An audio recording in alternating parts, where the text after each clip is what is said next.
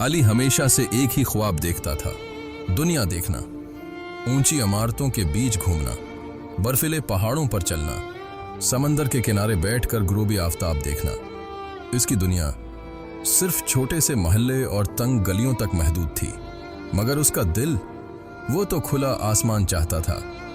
वो अक्सर छत पर बैठकर हवाई जहाज़ों को देखता और तसव्वुर करता कि एक दिन वो भी किसी जहाज़ में बैठेगा, नई जगहें दरियाफत करेगा।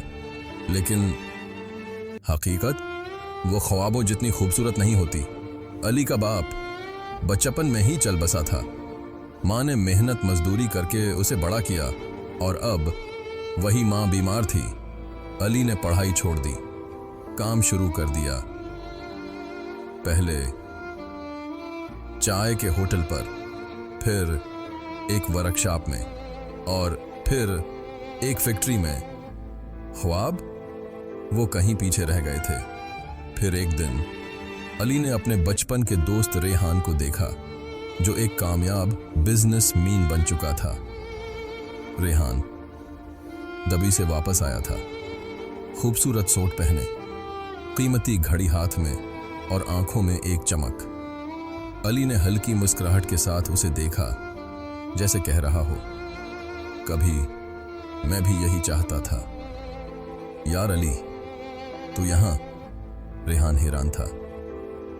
हाँ बस, अली ने सिर झुका लिया। जिंदगी गुजारने की कोशिश कर रहा हूं। रेहान ने अली को अपने साथ चलने की ऑफर दी। कोई बेहतर नौकरी, कोई बेहतर जिंदगी, मगर अली ने मुस्कुराकर इनकार कर दिया। मां बीमार है, उसे छोड़कर नहीं जा सकता। रेहान चला गया और अली वो अपनी वर्कशॉप में वापस आ गया, हाथों में चुकनाई, कपड़े गर्द आलूद और दिल खाली। रात को जब वो थका हारा छत पर लेटा तो एक बार फिर जहाज़ों को देखने लगा, मगर अब वो सिर्फ देख सकता था, उड़ नहीं सकता था। ख्वाब मर चुका था, मगर जिंदगी अभी बाकी थी।